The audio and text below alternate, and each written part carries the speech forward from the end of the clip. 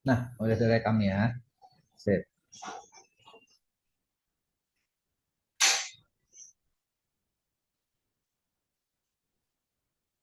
Ja, Minasang, hari ini kita belajar, kemarin dua pertemuan kita belajarnya masih belajar tentang huruf ya.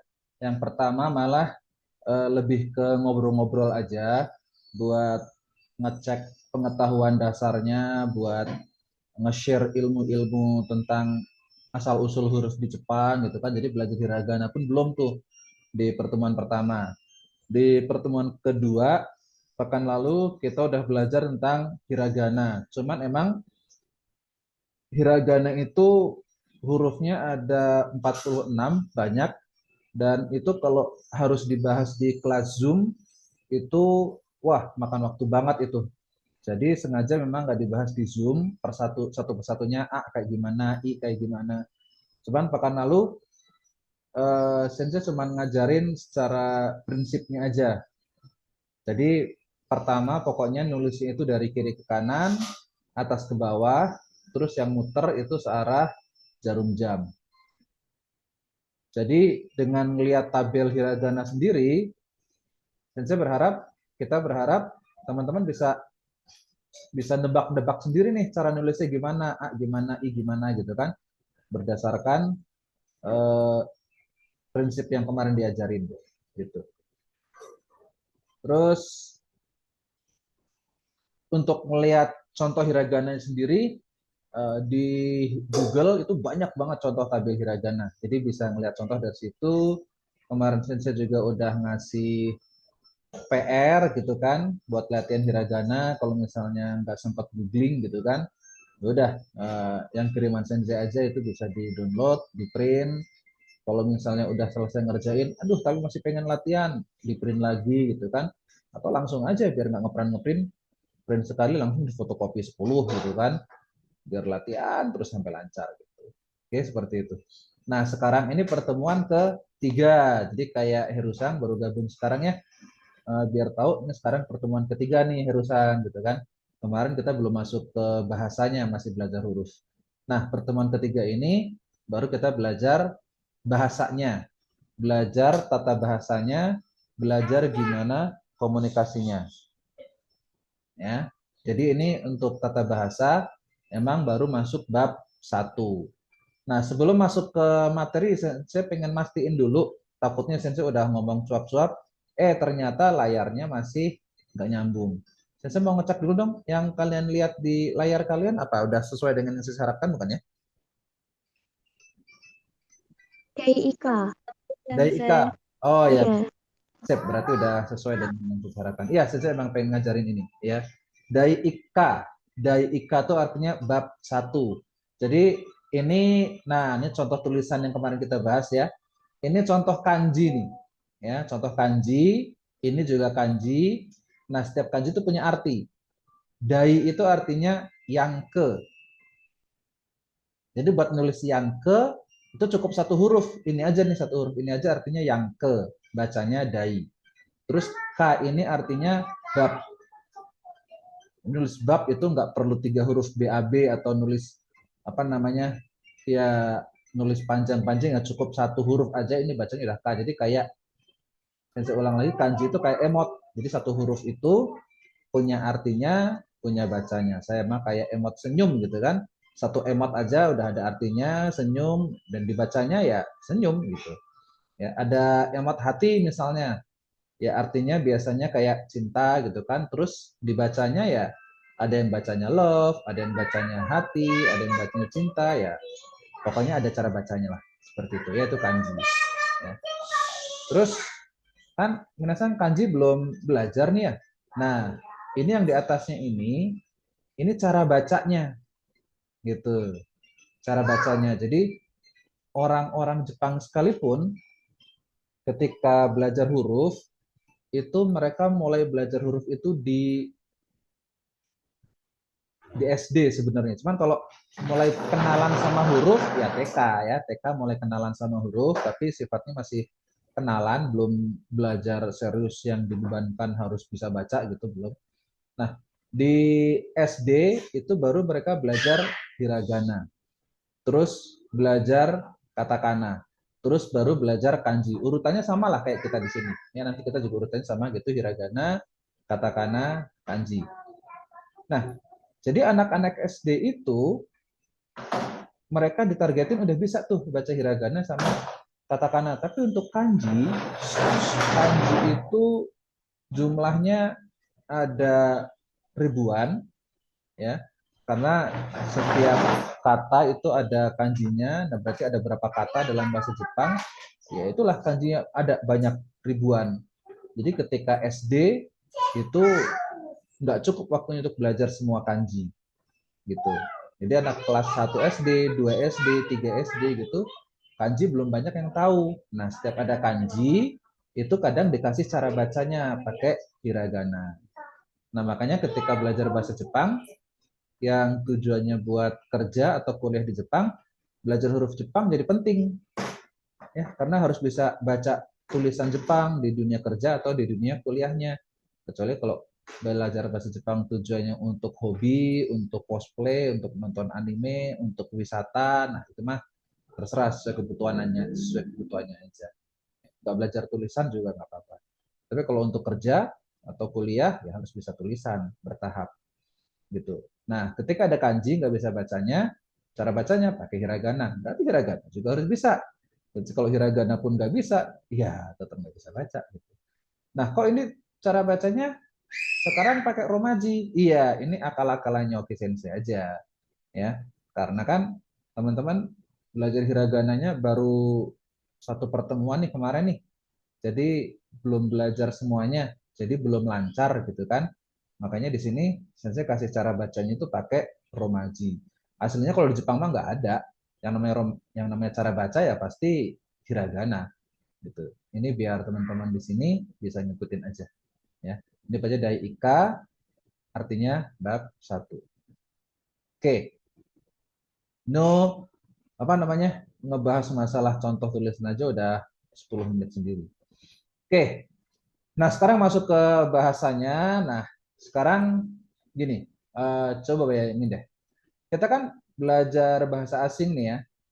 Tujuan kita belajar bahasa asing itu kan pastinya biar bisa komunikasi sama orang asing ya. Misal, eh, kita, ini kan yang ikut Zoom ini kan ada orang dari berbagai daerah kan ya. Ada yang dari Jawa, ada yang dari Sunda, ada yang dari Sumatera, ada yang dari Indonesia Tengah, Indonesia Timur gitu kan. Nah, ketika kita ketemu di sini, terus pengen kenalan, gitu kan salah satu alat buat kenalan kan bahasa, ya kan? Terus ketika biar kita bisa komunikasi sama orang asing itu kan kita perlu bahasanya gitu ya. Nah, kita sama suku lain di negara ini enak, ada bahasa Indonesia sebagai bahasa pemersatu. Jadi kalau misalnya sensei orang Jawa nggak ngerti bahasa Minang, mau kenalan sama orang Minang, nggak masalah walaupun nggak bisa bahasa Minang karena ada bahasa Indonesia gitu kan. Mau kenalan sama orang Bali, sensei nggak bisa bahasa Bali, nggak ada masalah gitu kan karena ada bahasa Indonesia sebagai bahasa pemersatu. Nah, kalau kita mau ngobrol sama orang Jepang, kan sebagian besar dari kita belajar bahasa Jepang itu tujuannya buat kerja di Jepang kan. Ada juga yang buat kuliah di Jepang. Ada juga sedikit yang untuk hobi. Tapi sebagian besar buat kerja di Jepang. Nah, kalau kita kerja di Jepang, terus udah sampai di Jepang, kita mau komunikasi sama orang Jepang.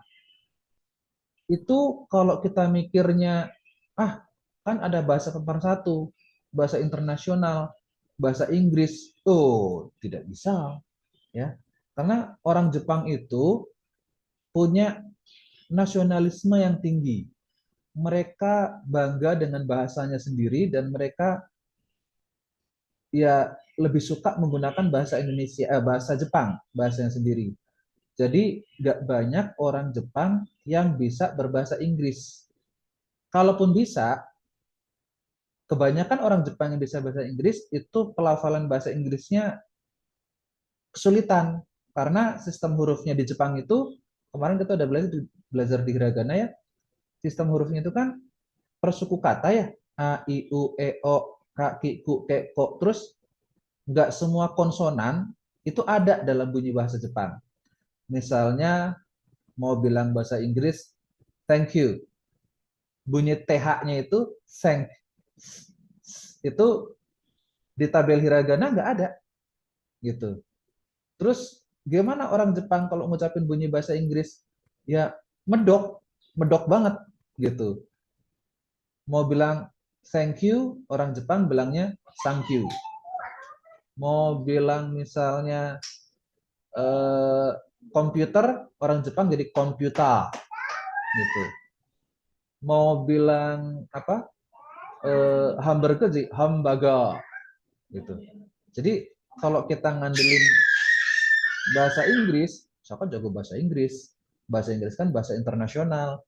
Ibaratnya sama kayak bahasa pemersatu kalau di Indonesia, bahasa Indonesia gitu kan. Terus kita pikir, dengan belajar bahasa Inggris saya bisa kemana aja di seluruh dunia ini. Ternyata enggak, ya. Di Jepang itu enggak berlaku, ya. Karena kalau cuma bisa bahasa Inggris, di Jepang kita tetap nggak bisa komunikasi. Ya, hanya ada sedikit orang Jepang yang bisa bahasa Jepang dan pelafalannya juga bagus. Sorry. Hanya sedikit dari orang Jepang yang bisa bahasa Inggris dan pelafalannya bagus kayak orang Inggris. Ya, yang bisa bilang thank you itu dikit banget. Ya, rata-rata ya emang mereka yang emang belajar lama bahasa Inggris atau emang mereka yang emang mahasiswa jurusan sastra Inggris gitu. Bahkan orang-orang Jepang yang sering komunikasi sama orang asing aja, kebanyakan mereka lebih suka pakai translator daripada harus belajar bahasa Inggris gitu.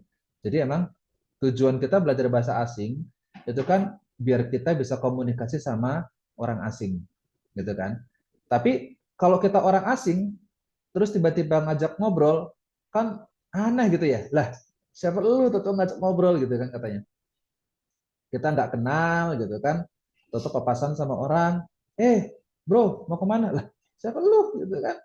Aneh gitu. Jadi ketika kita ketemu orang lain, pengen komunikasi sama orang lain, bahasanya kita punya, atau paling nggak masih dasar banget. Nah, yang pertama kita pelajari itu apa? Gitu ya. Apa yang paling penting dari pelajaran bahasa asing yang perlu kita pelajari pertama-tama? Gitu kan. Jadi, apa nih? Biar nggak dianggap asing, gimana nih? Apa caranya nih? Gitu kan. Nah, ada pepatah nih. Ya, oke. Pepatahnya tak kenal maka tak apa? Lanjutannya apa? Ada yang tahu nggak? Maka tak sayang sensei. Tak kenal maka tak sayang. Lah, terus kapan kenalannya, kapan sayangnya? Terus selamanya nggak kenal dan selamanya nggak akan pernah saling sayang. Itu sih pepatah jadul ya. Kalau pepatah zaman sekarang, tak kenal maka tak harus. Iya, ini versi sensei aja sih. Ya, tak harus tuh apa ya? Taruh, ya, ini bukan kelas biru jodoh ya nggak salah. Oke, nggak salah istilahnya taaruf karena taaruf itu sebenarnya intinya adalah taaruf itu artinya perkenalan, ya. Cuman konteksnya sebenarnya taaruf itu nggak cuma masalah buat nyari jodoh doang, ya. Makasih. Ya. Taaruf itu sebenarnya intinya perkenalan. Jadi kalau apa namanya yang punya prinsip pacaran itu haram gitu kan, kamu pacaran buat nikah, buat cari jodoh. Mereka tuh untuk mengenal calon pasangan itu dengan cara ta'aruf. Nah, ta'aruf itu sebenarnya arti perkenalan bahasa Arab. Jadi dalam bahasa Indonesia, tak kenal maka tak kenal ya maka kenalan gitu biar kita saling kenal. Kalau udah saling kenal ya udah terserah gitu kan. Iya, tak kenal maka kenalan. Setelah kenalan selanjutnya terserah Anda gitu kan. Mau temenan aja boleh gitu kan. Mau jadi rekan bisnis boleh, apalagi kalau yang emang ke Jepang tujuannya buat kerja gitu kan. Kita harus harus punya kenalan tuh orang Jepang, rekan bisnis, rekan kerja gitu kan. Atau jadi sayang-sayangan ya itu lah, terserah ya masing-masing itu pribadi. Oke. Jadi yang pertama perlu kita pelajari ketika belajar bahasa asing itu adalah kenalan. Bahasa apapun, ya. Kalau kalian ingat dulu waktu belajar bahasa Inggris waktu SD gitu kan, ya pertama pasti belajar perkenalan. My name is Heru. I am Fitri, gitu kan? Pasti pertama belajar gitu, ya kenalan. Bahasa apapun. Oke. Nah, di bab ini kita mau belajar tentang gimana caranya kenalan. Baik memperkenalkan diri sendiri maupun memperkenalkan orang lain atau ngajak orang kenalan. Ya, seperti itu. Oke. Nah, oke, pas kenalan pasti kita ngomongin hal-hal basic kayak nama kita siapa, asal dari mana, kerja atau belajar di mana, terus manggil orangnya pakai sebutan apa biar sopan. Kalau bahasa Indonesia tuh kayak kata sapaan lah, ya. Ada yang standar Pak, Bu, Kak gitu ya. Ya, ada lagi yang bahasa daerah kayak Mas, Mbak, AA, Teteh, Uda, Uni, banyak banget. Apalagi kita kan ada banyak suku di Indonesia ini gitu kan. Nah, kata sapaan banyak banget. D, ya, seperti itu. Nah, di bab 1 Meru Nihongo ini kita bakal belajar nih gimana caranya ngomongin hal-hal dasar ini nih ya dalam bahasa Jepang. Gimana caranya bilang saya adalah bla bla bla bla. Terus gimana bilang bukan juga gitu kan, karena kan dalam perkenalan kadang ada salah paham kan ya. Misalnya perkenalkan nama saya Heru bla bla bla bla gitu kan. Terus oh Heri ya? Oh bukan, saya bukan Heri tapi Heru gitu kan. Jadi gimana cara ngucapin bukan gitu kan buat ngurusin perkenalan yang salah itu kita nanti akan belajar itu. Terus kadang pas kenalan kita perlu informasi yang dia tadi belum kasih tahu gitu kan. Nah, kita nanya, apakah kamu bla bla bla bla gitu kan. Misalnya perkenalannya singkat banget. Perkenalkan, saya Heru dari Lampung, senang berkenalan dengan Anda, misalnya gitu kan. Nah, kita perlu informasi yang pengen dalam nih, pengen kepo lagi nih gitu kan. Kita nanya, apakah kamu orang Jawa misalnya gitu kan. Kan setahu sensei di Lampung itu banyak juga yang keturunan Jawa kan ya, keturunan transmigran Puja Kesuma, Putra Jawa keturunan Sumatera gitu kan. Apa kamu orang Jawa gitu kan? Nah, cara nanya gimana nih kita belajar. Terus kita juga belajar kata juga. Misalnya waktu perkenalkan saya dari Pontianak. Oh iya, saya juga dari Pontianak gitu kan. Dalam perkenalan, percakapan kayak gitu wajar. Jadi nanti kita juga belajar kata juga. Terus gimana cara pakai? Nah, ini ada partikel nanti. Partikel no, partikel itu apa? Nanti kita bahas lagi lebih lanjut. Buat nunjukin asal. Jadi kayak mau bilang Pertamina no Shine, itu artinya karyawan Pertamina. Nanti kita bahas. Oh iya, teman-teman, kosakata udah ngapalin belum ya? Kan kalau Rusang mungkin baru masuk, mungkin belum dapat ya daftar kosakatanya. Kalau yang lain udah pada ngapalin kosakata belum nih? Soalnya, Sebagian sensei, belum semua. oh iya, soalnya nanti bahasa Jepang itu sebenarnya gampang ya. Misalnya contoh waktu kita pertemuan pertama, Lina Sang waktu pertemuan pertama masuk nggak ya? Yang kita masih ngebahas tentang bahasa Jepang sama bahasa Inggris sahan mana? Lina Sang masuk nggak? Ya, masuk sensei. Alif Sang masuk ya. Ya kan waktu itu dibahas ya. Kalau bahasa Jepang itu sebenarnya lebih gampang ketimbang bahasa Inggris karena misalnya masalah to be, kalau bahasa Inggris harus mikirin subjeknya siapa, to be-nya nanti am, is, atau are gitu kan. Sama-sama I aja harus mikirin waktunya kapan. Am, was, atau will be gitu kan. Kalau bahasa Jepang itu partikel nanti gampang. Wa aja udah.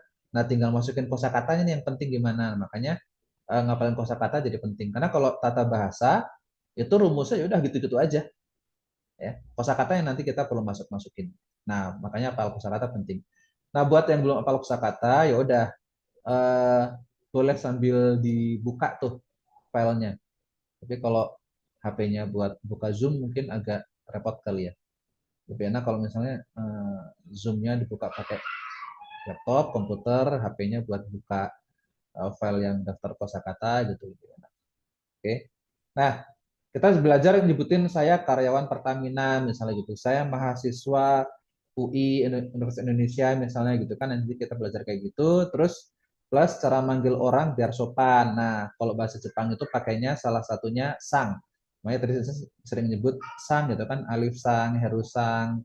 Terus ada siapa lagi tadi? Sukma sang gitu kan. Nah, sang itu sebenarnya artinya atas apaan dalam bahasa Jepang. Detail gimana nanti kita bahas ya. Nah, jadi pokoknya bab 1 ini yang akan kita pelajari ini kayak toolbox pertama buat kita, buat kalian teman-teman, buat ngobrol basic sama orang Jepang tentunya dalam hal masalah perkenalan terutama ya. Jadi bayangin aja kayak lagi bikin pertemanan baru, kenalan dulu, ngomong hal simpel dulu tapi sopan.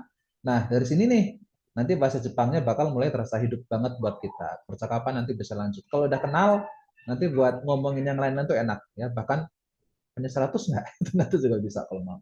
Kayak gitu. Tapi kenal dulu, jangan belum kenal atau udah minta pinjam duit. Lah siapa lu gitu kan. Oke, kayak gitu. Nah, itu dulu intronya. Ada pertanyaan? Aman? Nggak ada. Oke, sip. Kita lanjut ya. Nah, ini bumponya yang pertama. Kita belajar.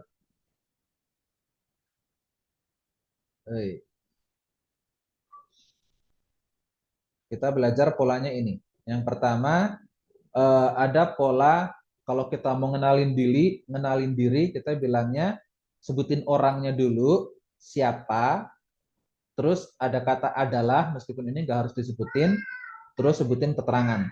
Orang ini bisa diisi dengan saya yang paling lazim kalau perkenalan tentang diri sendiri gitu kan. Saya adalah apa gitu kan. Saya adalah siapa gitu kan. Ini bisa diisi dengan saya. Atau kalau ngenalin orang lain nanti bisa diisi orang ini adalah gitu ya. Gitu.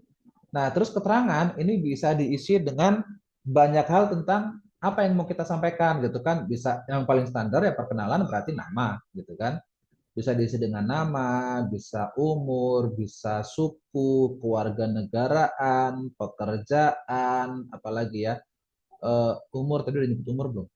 Eh, banyak banyak hal yang bisa disebutin di keterangan sini ya. Bahkan kalau kita mau nyebutin keterangan yang di daftar kosakata nggak ada pun silakan aja boleh ya. Nah, kalau bilang orang adalah apa, keterangannya gimana ya? Atau kalau pakai bahasa linguistik, subjek adalah predikat, itu gimana cara ngomongnya. Nah, dalam bahasa Jepang ngomongnya gini, orangnya dulu sebutin, terus kasih partikel wa. Nah, partikel ini, kalau dalam istilah bahasa Inggris, itu yang biasa disebut sebagai to be. Ya, partikel wa ini bisa diartikan adalah, meskipun nggak selalu, tapi fungsinya wa itu buat nunjukin subjek. Jadi apa yang diomongin, nah partikelnya wa. Jadi persis sama kayak to be dalam bahasa Inggris. Cuman, saya ulang lagi biar semangat, bahasa Jepang tuh gampang ya. Paling nggak kalau dibandingin sama bahasa Inggris. Ya. Karena kalau bahasa Inggris, to be-nya ini bisa macam-macam. Bisa am, is, are, itu baru yang present. Kalau yang lampau ada was, ada were. Kalau yang future ada will, ada yang will doang, ada yang will be gitu kan. Wah, ribet deh.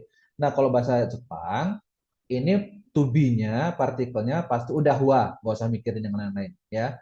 Gak usah mikirin kalau saya to be-nya apa sensei, kalau kamu jadi apa, kalau lampau jadi apa, udah tetap wa ya. Orang wa, keterangan des. Nah, kalau des ini partikel juga yang fungsinya buat nunjukin predikat ya. Jadi setelah predikat itu partikelnya des gitu ya. Nah, buat yang udah belajar tabel hiragana, mungkin kalian di tabel hiragana ngeliat, loh, perasaan gua kemarin ngapalin tabel hiragana ini H bukan wa, tipe nih senseinya. Enggak tipe ya. Ini emang benar sebagai partikel hiragana H ini dibacanya wa. Nah, kalau nulis partikel wa itu pakai hiragana H ya, bukan pakai hiragana wa. Terus ini juga sama. Perasaan kemarin bacanya su, kemarin saya bilang nggak ada huruf mati kok ini S mati ya. Iya, memang kayak gitu ya. Bunyi-bunyi itu bunyi vokal itu kadang ada yang hilang ya. Kayak u di akhir itu sering nggak dibaca ya. Su itu u-nya nggak dibaca. Aja dibaca des gitu ya. Jadi polanya orang adalah keterangan bahasa Jepangnya, orang wa keterangan des ya. Atau ada juga yang bilang subjek wa predikat des. Atau ada yang juga yang bilang a wa b des. Terserah, sama aja itu ya. Jadi kalau kalian ada yang belajar dari buku lain, ada yang nulis subjek wa predikat des, a wa b des itu semuanya boleh. Itu masalah teknis aja ya. Artinya berarti orang adalah keterangan atau subjek adalah predikat atau a adalah b gitu ya. Partikel wa nunjukin subjek. siapa atau apa yang lagi diomongin. Artinya kira-kira adalah. Ingat, wa dibaca wa ya, bukan ha. Itu memang begitu, bukan tipe. Terus kalau partikel des itu nunjukin predikat atau keterangan tentang orang yang tadi yang jadi subjek tadi. Kalau artinya sih nggak ada. Jadi des ini nggak ada artinya, cuma ada fungsinya aja. Ya, fungsinya nunjukin predikat. Tentang cara baca itu juga bukan tipe. Desu itu memang dibacanya des. Ada pertanyaan? Oke. Belum ada Sensei. Ya, sip, bagus. Kalau belum ada pertanyaan, kita langsung masuk ke contoh nih. Ya, ini ada contoh kalimat begini. Watashi wa Muhammad Musades. Nah, nanti kalau hiragana katakananya udah lancar, udah banyak belajar tentang hiragana katakana, lama-lama cara baca ini udah hilang ya. Jadi kayak kalau anak pesantren ada istilah tulisan Arab gundul. Nah, kalau bahasa Jepang nanti ada istilah apa namanya Jepang gundul gitu. Jadi nggak ada cara bacanya. Ya. Ini contoh kalimat watashi wa Muhammad Musa des. Ada yang udah ngapalin watashi artinya apa? Saya. Saya. Halo, Sensei. Saya, betul. Muhammad Musa, kira-kira artinya apa? Nama orang. Nama orang. Berarti kalau nama orang nggak usah diartiin ya. Oke. Misalnya Sukma, namanya Sukma. Ya, ketika nanti ke Jepang namanya tetap jadi Sukmasang, nggak berubah jadi Hanasang. Ya. Ketika ke Inggris namanya tetap Miss Sukma, bukan jadi Miss Flower ya. Sukma ya tetap Sukma walaupun di mana. Kalau nggak salah Sukma artinya bunga kan ya? Jiwa Sensei. Oh jiwa, sorry salah. Sensei sotoy. Oh sekar yang bunga maya. Oke, ya nggak berubah jadi Miss Soul ya, tetap Miss Sukma. Ya. Oke, jadi ini Muhammad Musa, Watashi itu saya. Jadi kira-kira kalau ngeliat pola yang atas ini, polanya atas begini nih, ya. Watashi wa Muhammad Musa des. Kira-kira artinya apa? Nama saya Muhammad Musa. Ya, saya Muhammad Musa atau nama saya Muhammad Musa. Nah ini nanti layarnya mau sensei scroll terus ke atas, ya. Karena ini kan formatnya ebook PDF.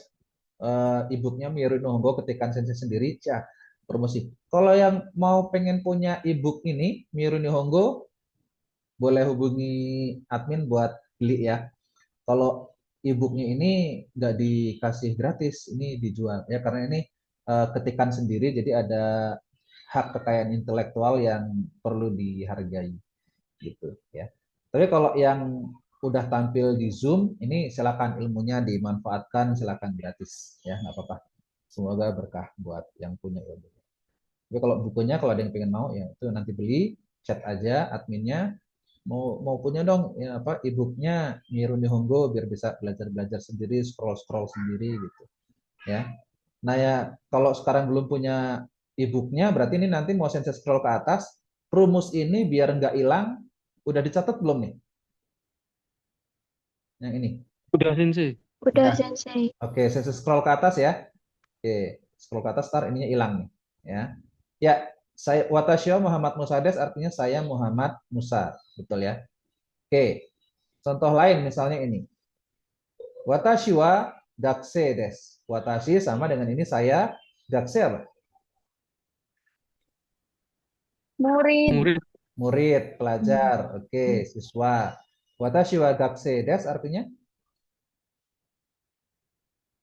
Saya seorang murid. Saya seorang pelajar, Sensei. iya, betul semua. Saya seorang murid, saya seorang pelajar ya, benar. Oke. Gakse itu pokoknya semua orang belajar ya, konteksnya sangat luas. Bisa murid TK, SD, SMP, SMA, mahasiswa, murid kursus, murid ekskul olahraga misalnya gitu kan. Konteksnya sangat luas nih Gakse. Ya, jadi nggak cuma mahasiswa doang. Oke. Terus ini, nah ini kata kohai nggak ada di buku. Nah, saya kasih keterangan kohai itu artinya adik kelas. Nah, kalau kohai itu artinya adik kelas atau junior, watashi wa kohai des. Artinya apa?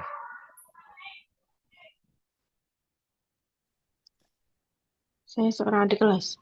Saya seorang adik kelas atau seorang junior, seorang kohai. Ya, gitu doang kan gampang kan?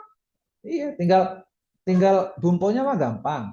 Cuman kosakatanya harus apal gitu. Watashi apa, kohai apa gitu. Nah, kalau kosakatanya nggak apal, nanti sulit bikin kalimatnya. Gitu. Oke. Nah, kono kimochi wa honki desu. Ini ada petunjuk di atasnya. Kira-kira artinya apa?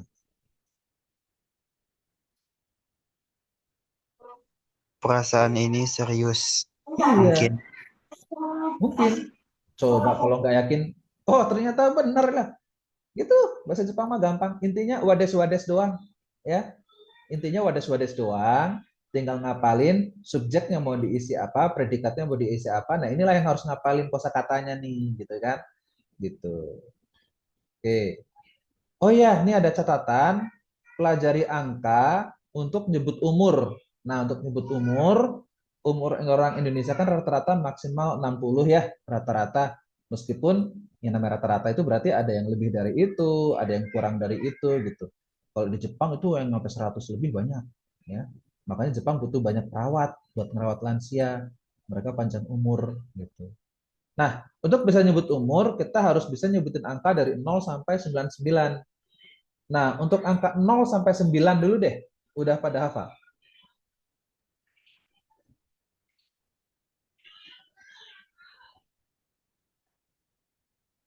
Ada yang mau ngecek nggak? Hafalannya bener, udah bener atau belum? Terutama yang masih ragu, coba. Lupa-lupa ingat, Sensei. Justru yang lupa-lupa Saya ingat sudah ini coba. Sensei. Hah? Saya sudah. Oh, Zero sudah. yuk. Bagus. Nah, silakan. Terutama yang lupa-lupa ingat, coba. Silakan store di sini.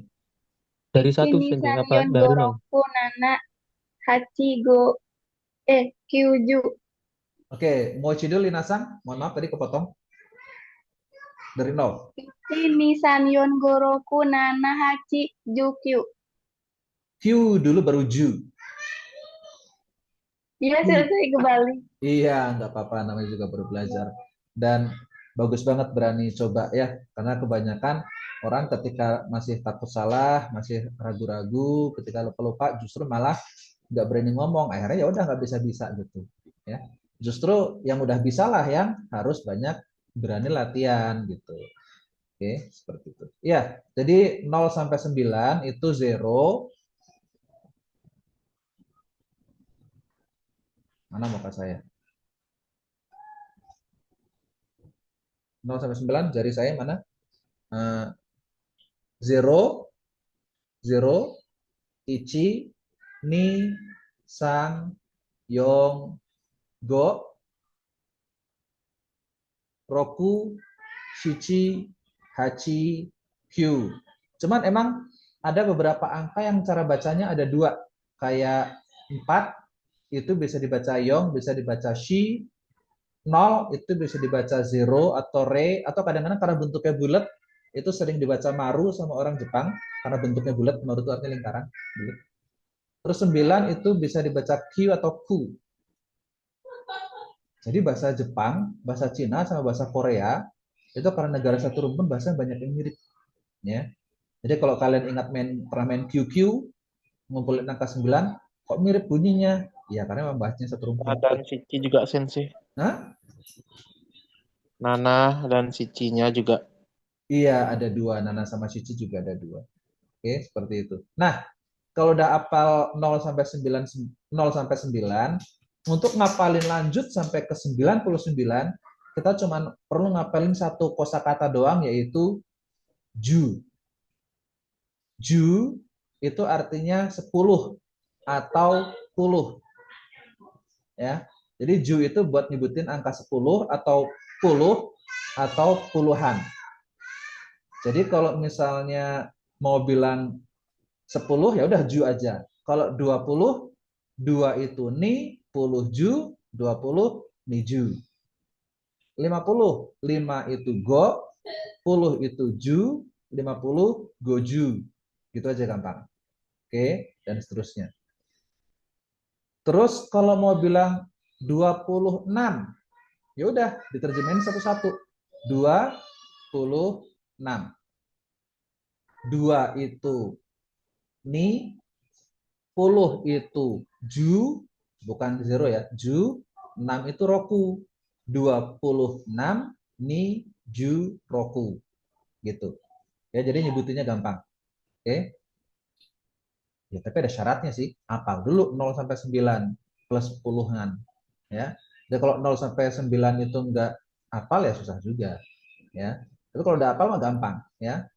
31. 3 san. 10 ju. 1 ichi. 31 sanju. 31 Sanjuichi. Betul sekali sanjuichi. Oke, seperti itu. Sampai angka yang paling besar 99. 9 Q. 10 Kyuju Kyu. betul sekali QJQ gitu doang. Oke. Nah, untuk yang belasan gimana? Belas bahasa Jepangnya apa? Niju. Niju. Nah, untuk yang belasan itu kita bilangnya belasan itu kan angkanya 10 tambah angka berapa gitu kan ya. Misalnya 15. 15 itu kan 10 tambah 5. Nah, kalau karena 10 tambah 5. Betul. Karena 10 tambah 5, jadi ya udah 10 itu ju, 5 itu go, 15 jugo. Jangan tukar sama goju. Jugo 15, kalau goju 50. Ya. Juni 12 apa 20? Juni. 12 Juni. Juni 12. Nanaju 17 atau 70? Nanaju. Nanaju 70. Yes, 17 atau 70? Nanaju 70 Sensei. Ya, benar 70. Oke, gitu polanya. Nah, kalau 17 bahasa Jepangnya apa? Kalau 17 Nijunan. Junana atau Juhachi. Jusichi atau Junana. Ya, Junana atau Jusci ya. Jadi 17 itu 10 tambah 7. Maksudnya gitu. 10 Ju, 7 Nana atau Shichi, 17 Junana atau Jushichi itu sinonim. Nah, kalau buat nyebutin umur, tambahin belakangnya satuan untuk umur itu sai. Sampai. Jadi Nisai, Sansai. Iya, betul. Oke.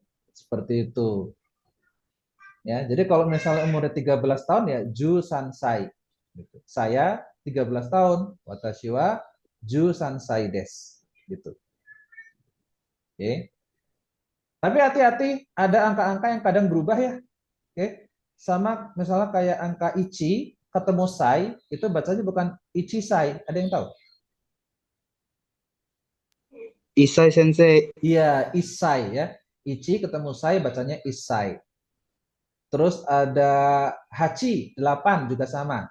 Hachi ketemu sai itu bukan hachi sai tapi Hasai. hasai, betul. Oke, jadi kalau umur saya 18 tahun, watashi wa ju hasai desu. Umur saya 38 tahun, watashi wa sanju hasai desu. Terus ada lagi yang unik, spesial. Ini doang satu-satunya unik. Nyebutin umur itu nggak pakai sai. Satu doang. Itu di umur 20. Nah, kalau buat nyebutin umur 20 tahun, itu bukan niju sai. Tapi ada yang tahu? Hatachi Sensei, Hatachi. Betul, hatachi dan tanpa sai. Iya Sensei. Itu doang yang unik tuh ya. Jadi Belum. Wih. saya 20 tahun itu bahasa Jepangnya watashi wa hatachi desu tanpa sai. Gitu doang. Oke. Nah, sekarang coba pengen ngecek paham enggaknya ya. Pengen ngecek paham enggaknya, coba bikin contoh kalimat pakai pola wa des ini. Coba. Ini contohnya ada banyak.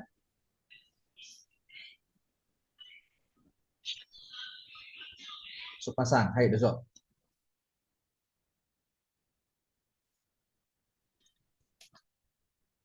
Loh, kok matiin mic lagi? Keren mau ngomong. Iya. Silakan.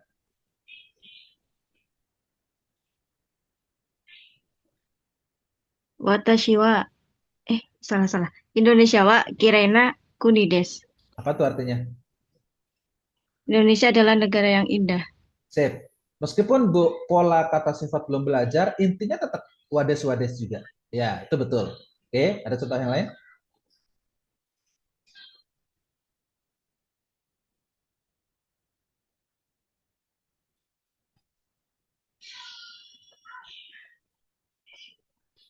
Ini lagi bikin apa enggak nih? Kalau lagi bikin ditungguin, kalau enggak lanjut kita. Bikin apa ini Sensei? Ini contoh kalimat pakai pola wades. Oh, pakai des. Ya, Bebas. bebas, pokoknya wades. Oh, watashi wa koko no 3年生 desu. Kokono sanense desu. Oke, apa artinya? Saya kalau nggak satu saya betul nggak Sensei? Mhm. Saya dua eh eh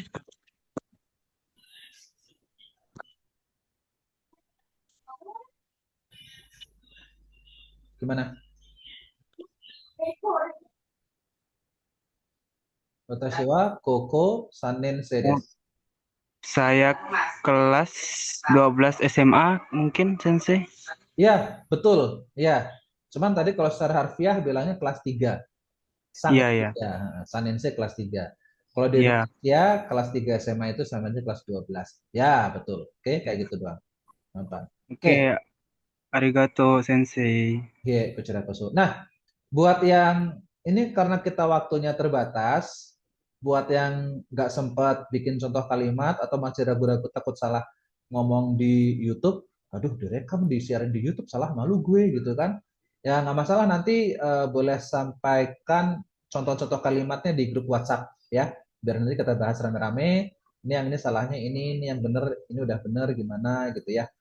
Kalau grup WhatsApp kan 24 jam ya, terbuka terus. Cuman Sensei mungkin balesnya nggak bisa langsung saat itu juga ya. Kan di grup ada banyak yang udah pintar kan. Nanti siapa aja bisa bantu ngoreksi, bantu Sensei ngoreksi ya. Oke. Yang lainnya semuanya tolong bikin contoh kalimat ditulis di grup ya. Oke. Bahasa Jepangnya sama artinya ya gitu. Contohnya kayak gitu. Watashi wa takusei desu, saya pelajar.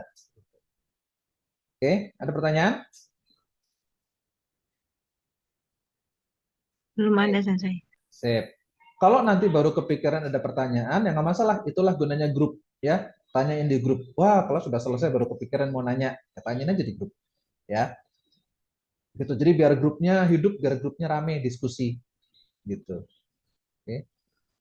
Terus, ya ini Sensei ada tipe dikit, harusnya 2, ini bukan 6, ya.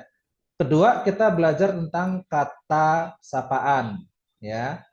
Jadi kata sapaan itu dalam bahasa Jepang, contohnya yang saya tampilkan di sini ada san, chan, sensei, dan lain-lain. Kalau ada dan lain-lain berarti ada banyak ya yang nggak sensei sebutin saking banyaknya. Ya kayak bahasa Indonesia kan juga ada pak, bu, kak, dan lain-lainnya banyak banget. Ada dek, ada paman, ada bibi, ada tante, ada apalagi kalau ada bahasa daerah gitu kan. Wah banyak banget.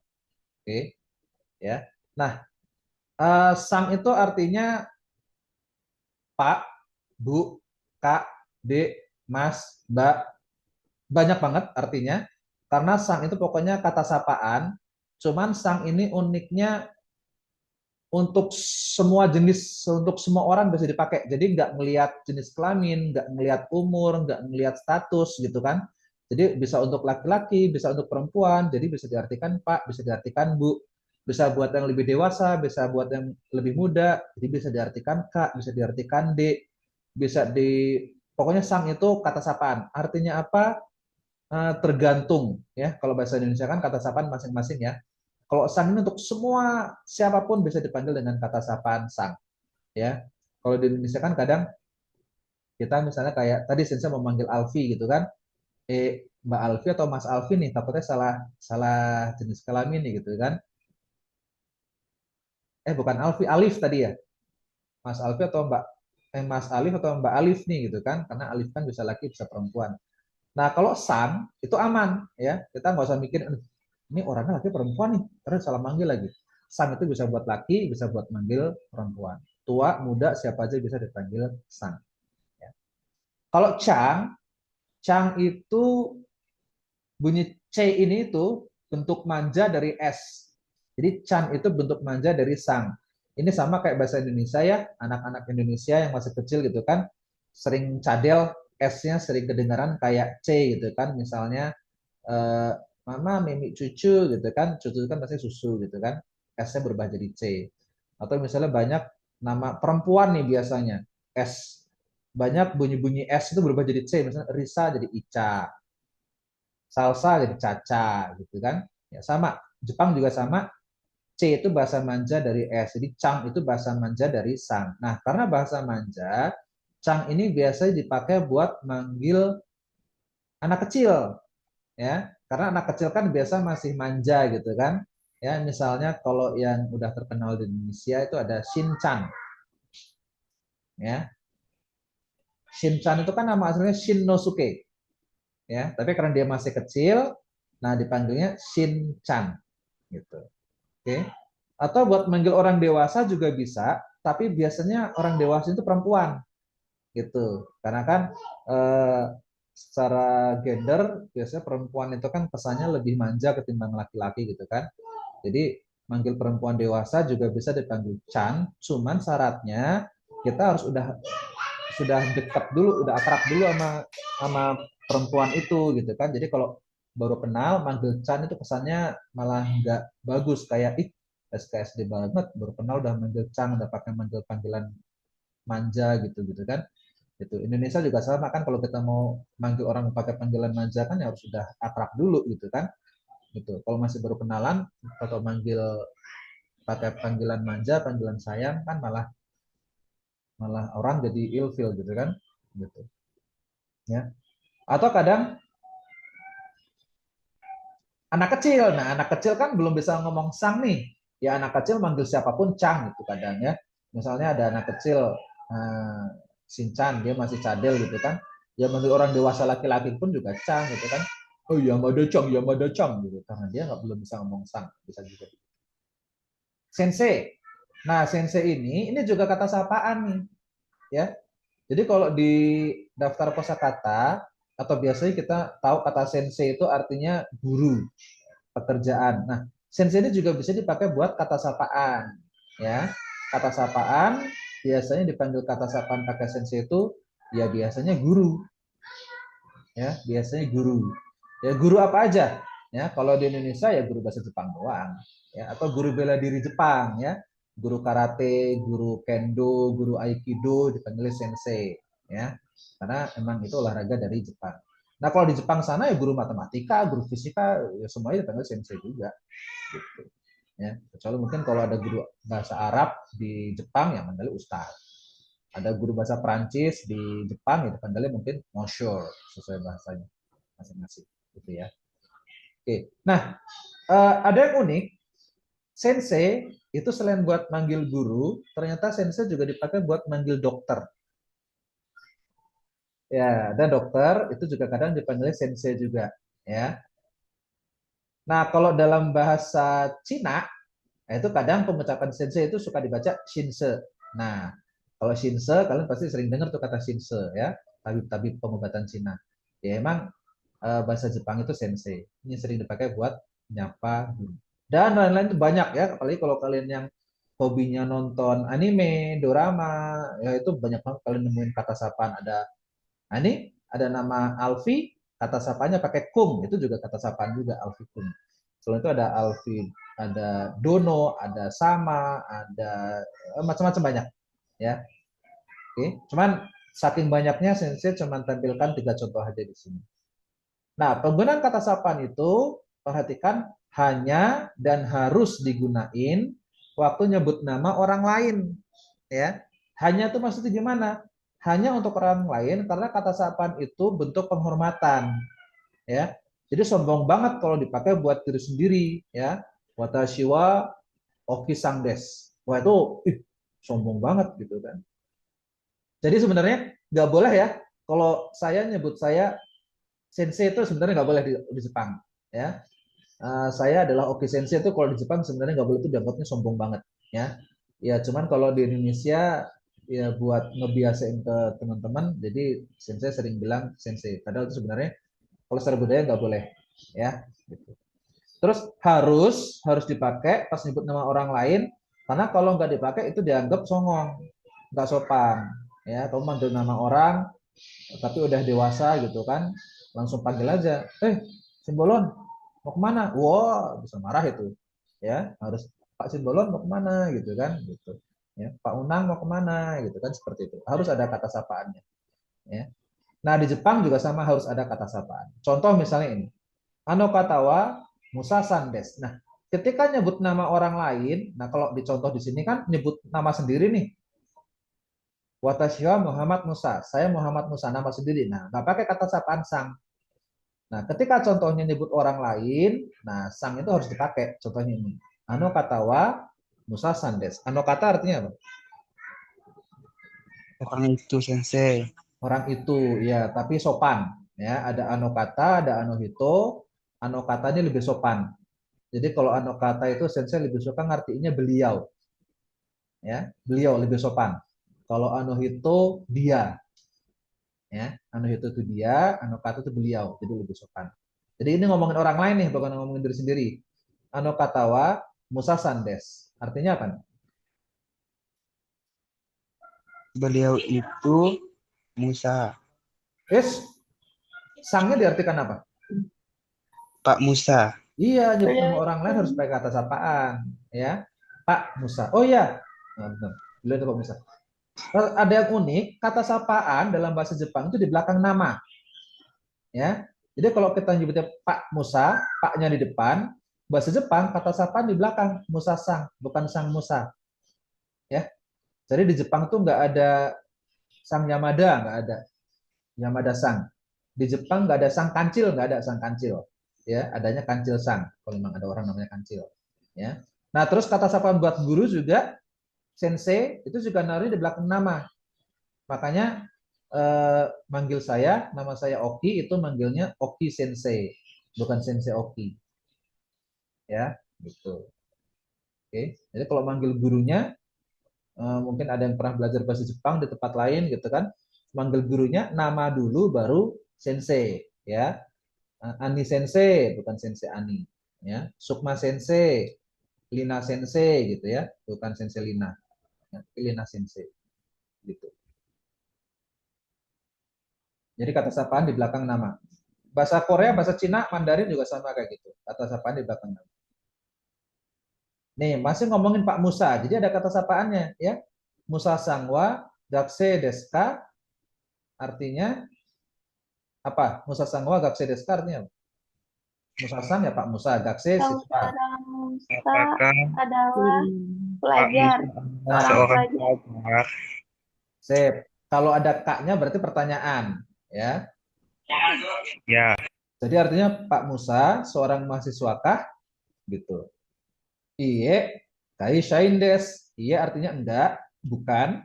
Kai shain itu karyawan. Iye, kai shain des artinya Bukan, saya seorang karyawan. bukan. Saya seorang karyawan.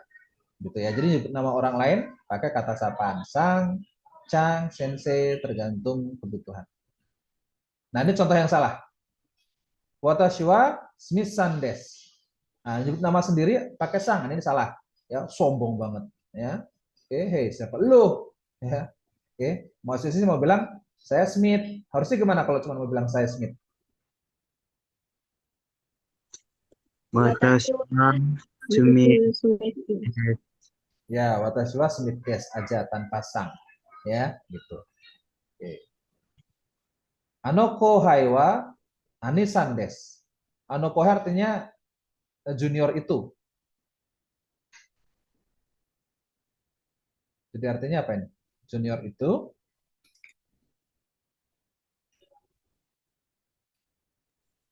Adalah saudara Ani.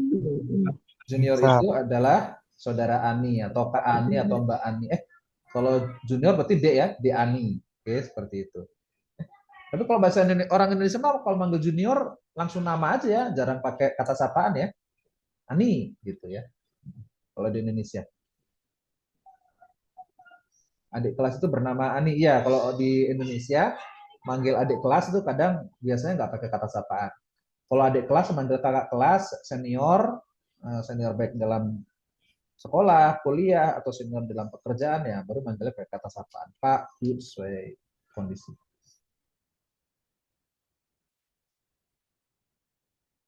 Nah, ini ada juga kata sapaan kung. Nah, tadi ada nih. Nah, ini dia Alfi Kung. Nah, ini kata sapaan kung. Kung itu kata sapaan buat laki-laki. Nah, kalau bahasa Indonesia kira-kira artinya mas, aa, uda, gitu ya, buat laki-laki. Oke. Nazar kung wa kanojo no kareshi desu. Artinya apa?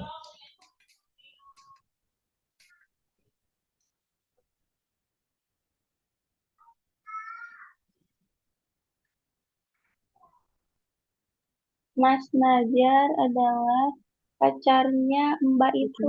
Iya, betul Mbak itu. Oke. Ya, ya Fatah. Oke, itu doang kan gampang? Oke, masih wadas-wadas aja. Ya.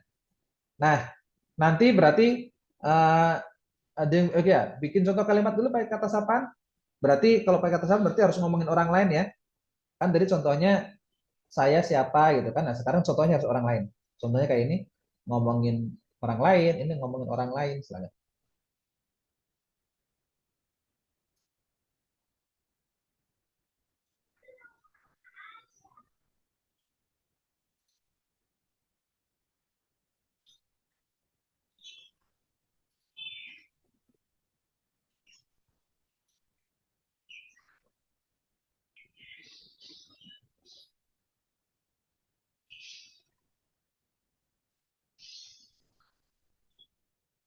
Tuh, kok pada diem?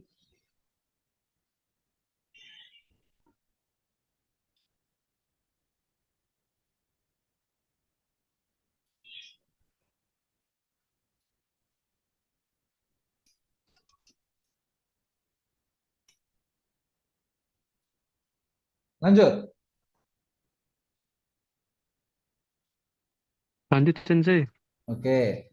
Nanti pada bikin contoh masing-masing di grup WhatsApp ya. Oke. Oke, Lanjut. Sensei. Sip. Nah, sekarang nyebutin bukan ya. Berarti buat menyangkal ya, karena dalam percakapan perkenalan kadang ada orang salah dengar gitu kan. Nama kamu nama saya Heri, nama saya Heru, udah bener ngomongnya Heru. Orang salah dengar, siapa? Heri. Bukan, saya bukan Heri. Nah, ngomong gimana saya bukan Heri? Kita belajar di sini ya. Nah, kalau mau bilang bukan, nah contohnya biar kelihatan dulu. Kalau mau bilang bukan, itu kalau dalam bahasa Indonesia kan ngomongnya bukan bla bla bla gitu ya. Ini keterangannya sama kayak yang tadi, yang atas pertama tadi ya. Bisa diisi nama, suku, keluarga negaraan, macam-macam ya. Bukan apa. Nah, orang Jepang apanya dulu sebutin ya. Terus belakangnya kalau yang tadi positif belakangnya des. Nah, kalau yang negatif itu belakangnya ja arimaseng. Jadi partikel des itu kalau arti sih nggak ada ya, des itu nggak ada artinya. Cuman des itu nunjukin kalau itu kalimat positif ya. Nah kalau negatif buntutnya bukan des tapi ja arimaseng. Jadi kita tahu kalimat itu positif negatif itu dari buntutnya des atau ja arimaseng ya. Jadi kalau ada orang Jepang bilang saya suka kamu ya, kita jangan GR dulu ya. Ntar tato buntutnya saya suka kamu ja arimaseng. Itu artinya saya tidak suka kamu ya, gitu ya. Kamu jangan biar dulu, tato itu ternyata si orang Jepang lagi marah gitu kan ya. Jadi jangan biar dulu, dengerin dulu buntutnya apa. Kalau des berarti kalimat positif, kalau belakangnya jari mas yang berarti kalimat negatif. Masalah to be gimana, yang ribet dalam bahasa Inggris itu ada am, is, are, was, were, will, apalagi will be, ya itu ya susah pokoknya lah. Bahasa Jepang gimana? Tenang aja, tetap wa ya. Bahasa Jepang to be-nya partikelnya tetap wa kalau setelah subjek ya, gitu. Nah, masalah ja arimaseng ini ada juga yang nulisnya dewa arimaseng, artinya bukan, sama ya. Cuman kalau dewa arimaseng itu nulisnya dewa itu biasanya ini untuk bahasa tertulis. Kalau dalam bahasa lisan orang jarang ngomong dewa arimaseng. Biasanya kalau dalam bahasa lisan bilangnya ja arimaseng ya. Gitu. Ya. Dalam bahasa tertulis pun orang sekarang jarang yang menulis Dewa Arimaseng juga sih. Seperti itu. Nah, langsung aja ke contoh deh. Misalnya, Dasil Basangwa, Dakseja Arimaseng. Apa nih kira-kira artinya? Dasil Basang nama orang. Dakse pelajar. Dasil Basang bukan pelajar. Nah, Dasil Basang bukan pelajar. Pak Dasilva bukan seorang mahasiswa. Iya, Dakse itu artinya luas ya. Bisa pelajar, bisa mahasiswa gitu kan. Tergantung konteks. Oke ya, Pak Dasilva bukan seorang mahasiswa. Ali Sangwa, Senpaija Arimaseng. Artinya? Kak Ali bukan seorang kakak kelas. Ya, Pak Ali bukan kakak kelas ya. Bisa jadi dia guru ya. Oke. Kono Aiwa Yumeja Arimaseng. Apa artinya?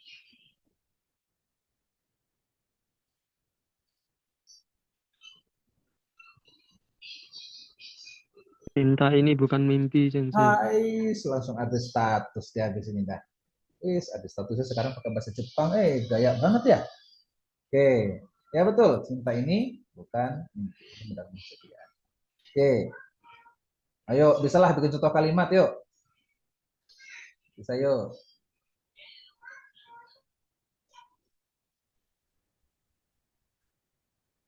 Ingat kalau subjeknya saya nggak usah pakai sang. Kalau cerita tentang saya, kalau cerita orang lain harus pakai kata sapaan. Watashi wa Nihonjin ja arimasen. Sip, artinya Saya bukan orang Jepang. mantap. Oke, yang lain.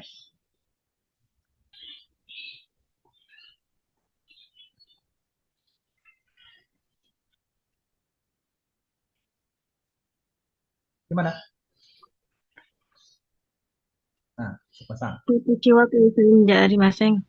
Artinya? Saya bukan seorang pegawai. Iya, gampang kan? Terlalu gampang ya? Bahasa Jepang emang gampang. Yang penting apa kosakata. Oke, lanjut dulu. Yang lainnya yang udah bikin, lanjut gimana sih? Percuma gue bikin, nggak percuma ya. Tulis saja di grup WhatsApp. Nanti kita bahas di grup. Oke, gitu. Oke, terus lanjut ke, nah kalau buat nanya nih, nah kan kalau lagi kenalan, kadang kita nyampein informasi ya apa yang pengen kita sampaikan aja ya. Misalnya minim banget. Perkenalkan, nama saya Heru, saya berasal dari Indonesia, senang berkenalan dengan Anda. Nah, terus yang diajak kenalan itu dia pengen tahu, oh dari Indonesia ya? Sebelah mananya Indonesia? Gitu kan? Apakah Heru seorang karyawan? Apakah bla bla. Nah, cara nanya gimana? Nah, ini dia. Kalau nanya bahasa Jepang masih simpel banget. Bahasa Indonesia tinggal tambahin kah itu jadi pertanyaan. Contoh misalnya gini. Pak Heru orang Indonesia. Itu ngasih tahu. Nah, kalau mau nanya sama Pak Heru orang Indonesia. Kah? Tambahin kah jadi pertanyaan. Ya kan? Kak Alif perempuan. Itu pertanyaan. Itu pernyataan ngasih tahu. Kalau dikasih kah jadi pertanyaan. Kak Alif perempuan kah? Gitu doang kan kalau dalam bahasa Indonesia tinggal tambahin kah. Nah, bahasa Jepang juga mirip tuh. Tinggal tambahin kah belakangnya itu jadi pertanyaan. Nah, sesimpel itu. Nggak usah ngubah-ngubah to be deh, ya. Nggak kayak bahasa Inggris, ya. Kalau bahasa Inggris kan you are a student. Mau nanya, you are-nya diubah tuh dibalik jadi are you. Are you a student? Gitu ya. Kalau you are a student salah. Ya, bahasa Jepang mah gampang. Urutannya sama persis, cuman bedanya tambahin k doang. Itu mah sama kayak bahasa Indonesia ya. Tambahin k ya, gitu. Oke. Nah, kalau mau bikin kalimatannya sesimpel nambahin partikel k di akhir kalimat.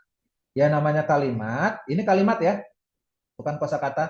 Namanya kalimat ya harus ada des atau jari masengnya di belakangnya ya. Oke. Jadi des sama jari maseng itu pokoknya nggak boleh hilang. Kalau kalimat positif itu des, kalau jari maseng berarti negatif. Ya, kalau deska berarti apakah begini? Kalau jari masengka berarti apakah bukan begini gitu ya, karena kan jarimasen artinya bukan. Terus perhatiin juga tanda bacanya, ya. Oke, apa nih? Kalau bahasa Indonesia ujungnya tanda tanya. Kalau Jepang ini apa ini? Ada yang tahu ini apa? Tanda tanya bukan? Ini ujungnya bukan Tanda tanda, tanya. ini titik. Ya. Ujungnya bukan tanda tanya tapi titik. Kalau dalam bahasa tertulis, ya. Loh, kalimat tanya kok belakangnya titik? Iya, karena kita tahu ini pertanyaan dari partikel K-nya ini. Ya. Jadi kalau belakangnya K, ini pertanyaan. Nggak usah lagi pakai tanda tanya. Nah, kalau pertanyaannya nggak pakai K, nah perlu itu tanda tanya. Misal, onamae wa, itu pakai tanda tanya belakangnya. Onamae wa, tanda tanya.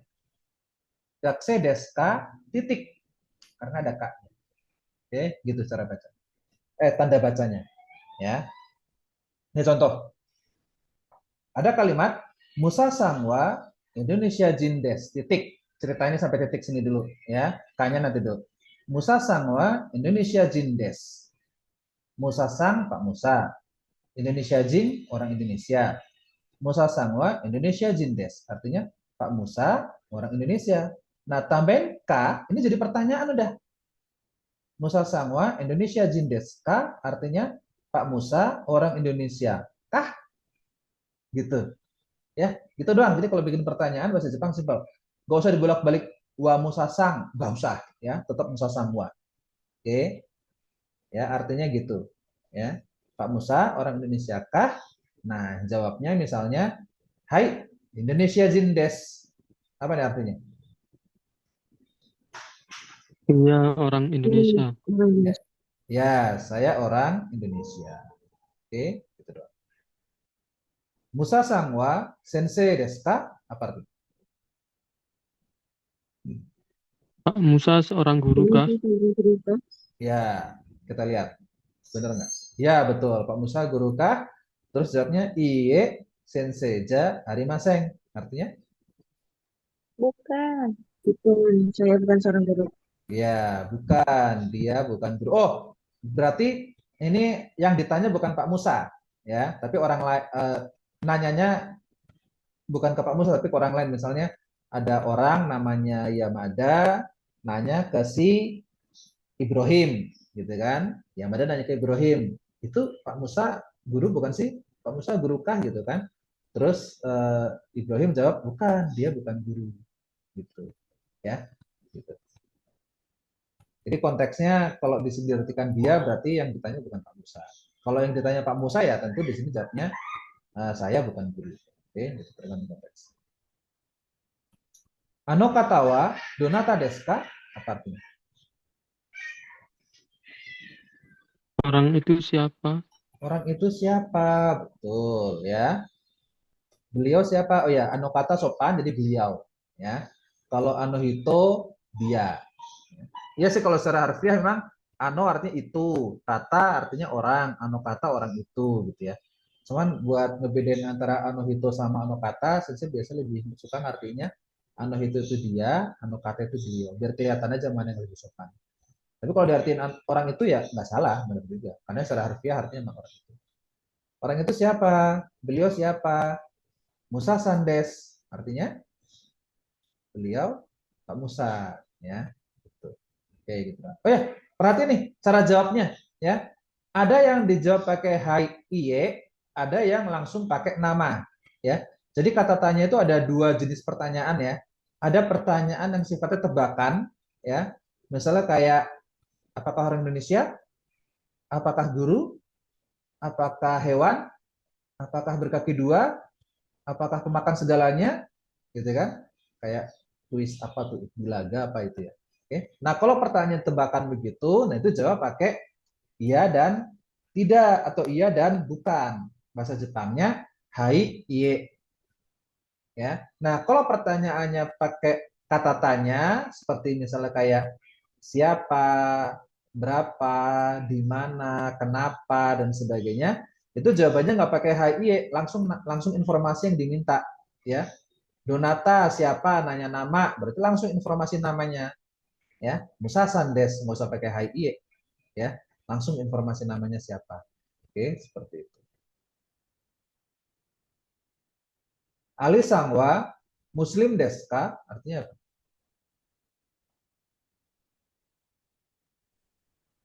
Alisang, apakah seorang Muslim? Ya, Pak Ali Muslimkah? Ya, oke. Tadi ada istilah jing kan ya? Jing. Nah, ini jing. Oke. Jing ada yang tahu artinya apa? Orang. Orang. Orang Ya. untuk orang kebangsaan tentu. lupa. Orang, tapi ini khusus untuk kebangsaan ya. Kewarganegaraan atau suku juga bisa ya. Kewarganegaraan, kebangsaan contohnya orang Indonesia, orang Jepang, orang Cina, orang Korea. Buat suku juga bisa, orang Jawa, orang Sunda, orang Batak, orang Minang, orang Papua, orang Dayak itu bisa ya.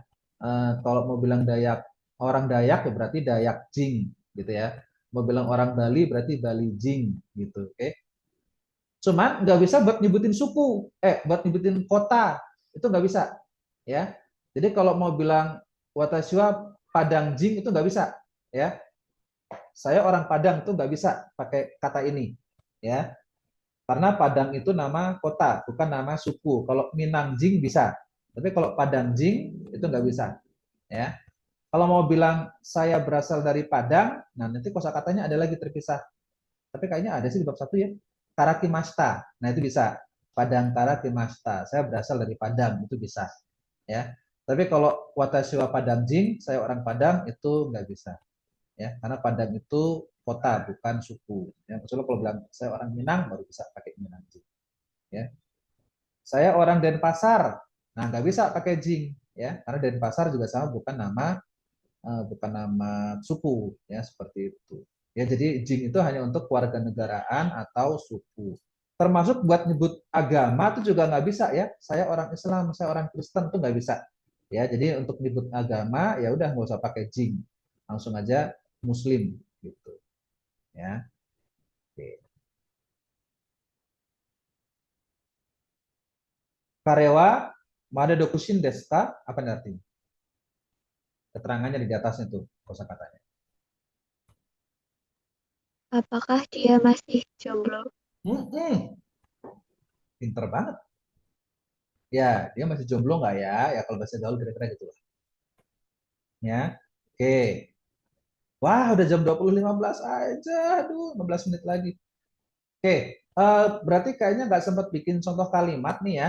Tapi pokoknya grup WhatsApp itu tolong dihidupkan, tolong diramein ya.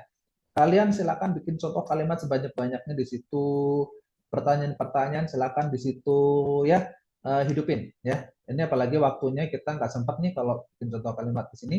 Kalian bikin contoh kalimat di WhatsApp ya. Oke. Lanjut ke juga ya. Misalnya mau bilang, "Oh, kamu orang Jawa, saya juga orang Jawa. Oh, kamu orang Minang, saya juga orang Minang. Oh, kamu orang Aceh, saya juga orang Aceh. Wah, gimana kampung kamu keadaannya, gimana keluargamu misalnya gitu kan." Nah, kalau mau bilang juga, itu bahasa Jepangnya mo. Nah, ini gantiin adalah ya. Misalnya kayak kalimat ini, Musa sangwa kaishain des. Musa, Pak Musa adalah karyawan. Nah, karena adalah pakai wa di sini. Kalimat kedua, kasih lihat deh artinya. Kalimat kedua, Pak kan juga seorang karyawan, ya. Kata adalahnya diganti sama juga. Jadi partikel wa-nya diganti sama partikel mo. Loh, kemarin Sensei bilang partikelnya udah pasti wa, nggak ganti-ganti. Ya kan ini kita bilangnya bukan Pak kan adalah. Ya kalau adalah pasti wa, ya. Nah, kan bukan adalah, cuma juga, ya. Nah, karena juga ya otomatis partikelnya juga ganti, ya. Pak Kan juga seorang karyawan. Kan Sammo Kaishain des, ya. Karena juga berarti otomatis predikatnya sama. Kalau beda ya nggak mungkin bilang juga, ya. Gitu. Pak Musa seorang karyawan. Pak Andre juga seorang dokter, ya nggak bisa, nggak nyambung ya. Jadi kalau juga predikatnya pasti sama, ya seperti itu. Tentang konsep mo sama juga itu ya udah konsepnya artinya penggunaannya sama persis dengan juga di dalam bahasa Indonesia. Jadi biasanya ada kalimat dulu sebelumnya, terus ada kalimat kedua yang predikatnya itu sama, ya. Misal contoh lain, ada contoh lain nggak di sini? Nah, misal ini, kacoa majime desu. Kalimat pertama pakai wa, kalimat kedua bucho mo majime desu. Kalimat keduanya baru pakai partikel mo, terus predikatnya sama-sama, keterangannya sama-sama majime. Artinya apa kira-kira?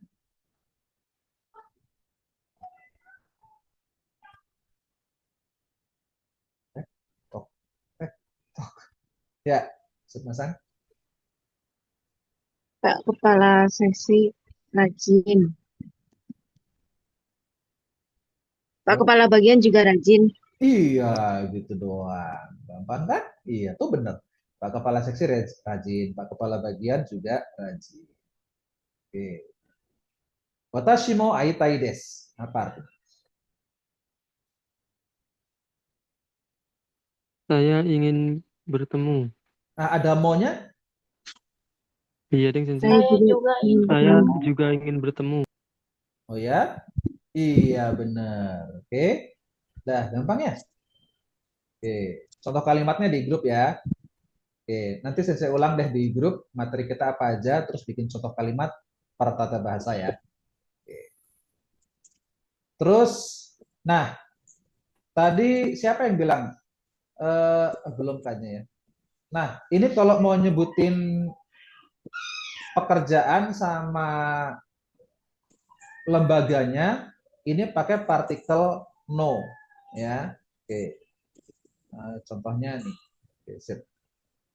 Ya, jadi dalam bahasa Indonesia kita mau bilang eh, saya orang dari lembaga, misalnya mau bilang saya Musa dari Indonesia, saya Oki dari Bogor, saya misalnya Sukma dari mana? Sukma, Lampung, misal. Atau bisa juga lembaga ya, nggak asal, nggak harus tempat asal, bisa juga lembaga. Misalnya saya Alif dari PT Pertamina, misalnya. Saya Heru dari Universitas Indonesia, misalnya. Nah, cara ngomongnya gimana dalam bahasa Jepang? Itu dibalik lembaganya dulu yang disebutin, asalnya dulu yang disebutin, baru orangnya. Nah, dari itu bahasa Jepangnya no, pakai partikel no. Jadi mau nyebutin orang mana itu bahasa Jepangnya mana no orang, lembaga no orang. Lembaganya dulu yang disebutin, ya. Pola ini dipakai buat nyebutin asal atau bagian dari suatu lembaga atau institusi, organisasi, perusahaan, dan lain-lain. Bisa juga dipakai buat nyebutin asal daerah. Ya. Nah, tapi hati-hati, jangan bingung sama pola karakimashita. Saya datang dari, ya, jangan diacak-acak nih. Ya, kalau ini siapa dari mana, gitu ya. Kalau ini cuman datang dari gitu. Siapanya nggak disebutin ya. Datang dari, misalnya mau bilang saya datang dari Lampung, Lampung Kara Kimashita. Saya datang dari Kalimantan, Kalimantan Kara Kimashita. Saya datang dari rumah, Uchi Kara Kimashita, gitu. Ya. Tapi kalau mau bilang saya Heru, nah kan nyebutin namanya tuh, Heru dari Lampung. Nah, baru pakai pola ini. Ya, nah ingat polanya kebalikan bahasa Indonesia. Ya, jadi asalnya dulu sebutin. Contoh misalnya kayak gini. Musa dari Indonesia. Indonesianya disebut, terus partikel no, baru Musanya yang disebut belakangan. Jadi Musa dari Indonesia, bahasa Jepangnya kira-kira gimana?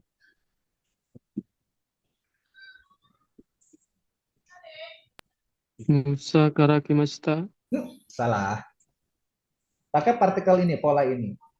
Di sininya Musa, Indonesia no Musa des. Indonesia no, Musa. Iya. Oke, dibalik Indonesia dulu, partikel no terus Musa. Indonesia no, Musa. Ya, arah panahnya jelas kelihatan, warnanya juga kelihatan. Oke. Nah ini Musa Sangwa Pertamina no Shine Des. Apa artinya? Saudara Saudara Musa, Musa, karyawan Pertamina. karyawan Pertamina. Nah, saudara Musa, karyawan Pertamina. Oh ya, tentang karyawan itu bahasa Jepangnya ada dua, ada kaishain sama shain. Kalau kaishain itu nggak pakai nyebutin nama PT-nya, ya. Musa Sangwa Kai Shain Des. Pak Musa karyawan. Tapi kalau nyebutin nama perusahaannya yang dipakai Shain aja tanpa Kai. Ya, itu bedanya Kai Shain sama Shain. Oke. Ini benar Pak Musa adalah karyawan Pertamina. Sara Sangwa Indonesia Daigaku no Sensei Des. Apa artinya? Saudara Sarah adalah guru adalah dosen universitas di Indonesia. Iya, betul. Oke. Bu Sara adalah dosen UI, ya, Universitas Indonesia. Kalau Indonesia Daigaku itu artinya nama ya, nama universitas. Universitas Indonesia. Tapi kalau Oh iya, kalau Indonesia no Daigaku ada no-nya itu baru artinya universitas yang ada di Indonesia. Nah, kalau Indonesia no Daigaku itu banyak ya. Di Lampung ada Unila, di Aceh ada Unsyah, di Sumatera Utara ada USU, di Papua ada Uncen, di Bali ada Udayana, itu banyak ya Indonesia no Daigaku. Tapi kalau Indonesia Daigaku, nah, Indonesia itu cuma ada dua ya, satu di Depok, satu di Jakarta. Ada yang lain mah nggak ada. Oke. Itu bedanya Indonesia Daigaku sama Indonesia no Daigaku. Watashi wa anata no chim no member desu. Apa nih artinya?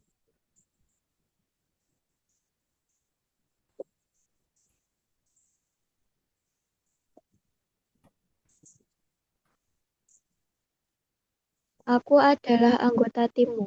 Aku adalah anggota tim kamu. Ya, betul. Sip. Dulu.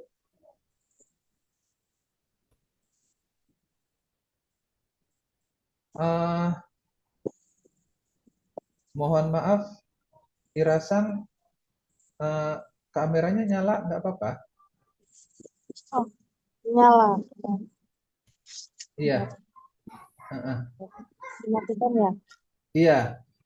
Oke. Sebenarnya nyala boleh, dimatikan juga nggak apa-apa. Cuman takutnya kalau sekiranya ada privasi yang perlu dijaga, dimatiin nggak apa-apa gitu. Oh, iya. Soalnya kemarin ada yang ini kan, biasanya pakai jilbab, terus pas lagi ikut kelas dia nggak pakai jilbab karena di rumah. Terus nggak sengaja kameranya kepencet nyala gitu. Oh, iya, iya. Jadi kelihatan ya sama teman-temannya nih nggak pakai jilbab nih gitu kan. Gitu. Nah, saya takutnya Ira biasa pakai jilbab, ini di sini lagi enggak, takutnya malu gitu kan. Makanya saya bilang. Maaf. Iya, biasa pakai juga. Iya. Tapi kalau Terima kasih. iya, nggak apa-apa. Oke.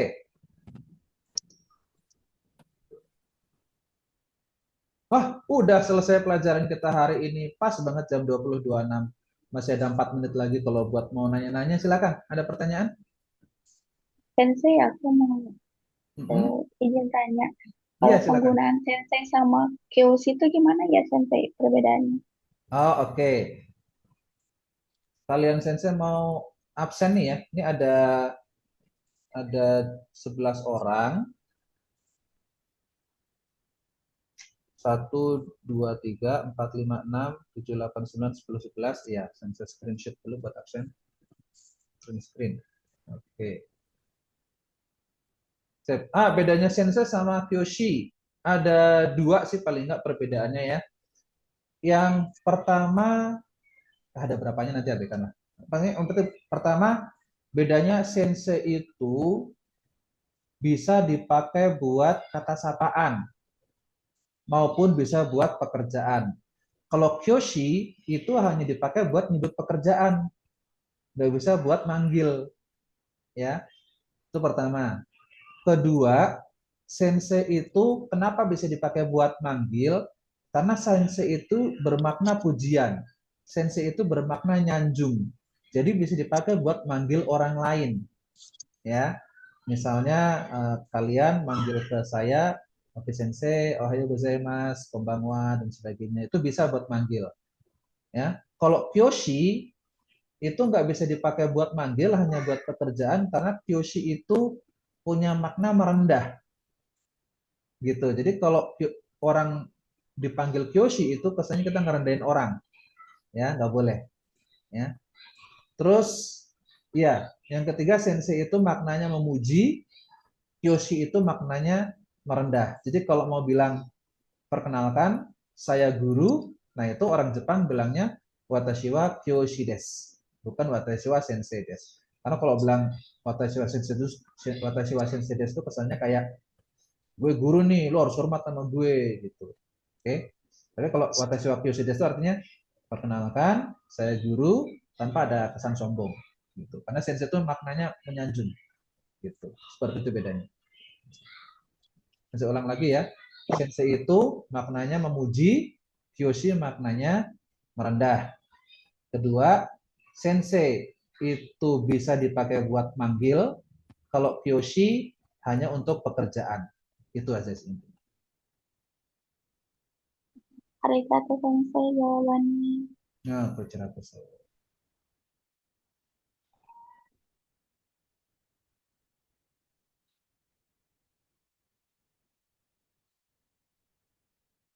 Oke, gimana? Ini yang pengen Oh, punya satu lagi sensei. Iya, kenapa? Kan kalau di dalam perkenalan itu misalkan watashi wa Lina desu misalkan. Nah, terus boleh dipanggil Lina misalkan. Nah, itu tuh kan pernah denger ya, Dok. Ya, ada Lina to yobarete imasu, terus ada Lina to yonde kudasai. Itu tuh perbedaannya apa ya, Sensei? Perbedaannya Kalau cuma buat perkenalan itu. perbedaannya cuma di cara ngomong aja sih. Sama kayak dalam bahasa Indonesia, pas perkenalan kan ada banyak cara ngomong ya. Perkenalkan, nama saya Lina, biasa nama lengkap dulu biasanya. Perkenalkan, saya Lina Marliani, biasa dipanggil Lina. Atau tolong panggil saya Lina. Atau orang-orang memanggil saya Lina. Atau misalnya alias Lina, gitu aja. Ya, cuman kalau alias biasanya kayak penjahat ya, kalau pakai alias ya. Oke. Jadi ada banyak cara buat nyebutin nama panggilan. Oh, nama panggilan saya Lina, itu juga bisa. Jadi ada banyak cara untuk nyebutin nama panggilan. Nah, dalam bahasa Jepang, dua diantaranya itu to yobarete imasu sama yonde kudasai. Kalau to yobarete imasu itu artinya secara harfiah biasa dipanggil. Kalau yonde kudasai artinya tolong panggil saya. Gitu. Intinya tetap cara buat ngasih tahu nama panggilan. Oh, baik, Sensei. Arigato. Ya. Dua-duanya benar ya, dua-duanya itu bisa dipakai. Tapi jangan dipakai dua-duanya sekaligus, salah satu aja.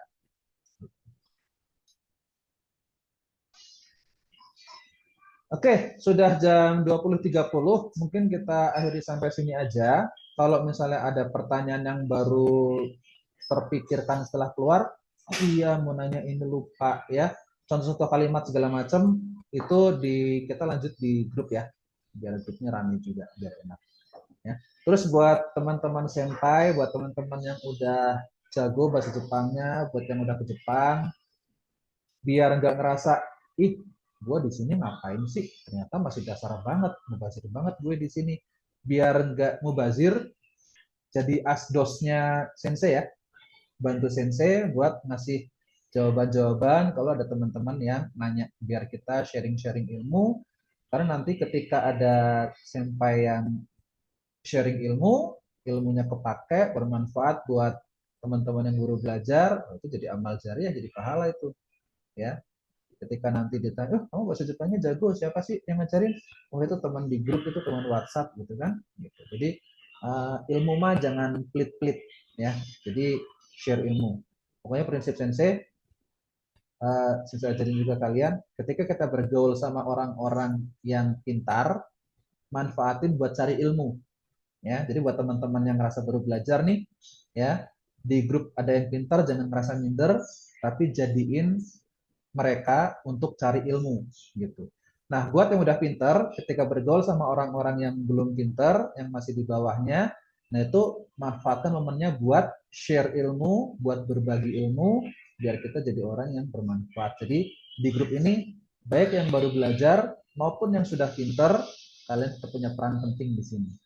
Ya, jadi jangan jangan merasa, wah, gue baru belajar, gue minder nih, keluar gitu kan. Atau yang pintar juga ngerasa, gue di sini nggak ada gunanya, gue kan pengen belajar, keluar gitu ya. Jangan juga ya, karena mungkin mungkin kamu nggak dapat pelajaran yang kamu harapkan di level kamu, tapi paling nggak ilmu kamu yang udah pintar itu bisa bermanfaat buat teman-temannya yang belum bisa. Karena kalau ngandelin oke sensei aja yang balas, yang jawabin, ya oke sensei juga mungkin waktunya kan nggak bisa 24 jam standby jawabin pertanyaan gitu ya. Jadi kita saling kerjasama, kita saling support di sini. Yang ngerasa belum bisa jangan minder, jangan takut salah. Yang pintar sensei minta bantuannya buat saling support. Onegaishimasu. Ja, korede mata raishu di zoom-nya mata raishu. Sampai ketemu lagi pekan depan. Tapi kalau masalah di grup WhatsApp kita bisa ketemu kapan aja. Ja, mata raishu.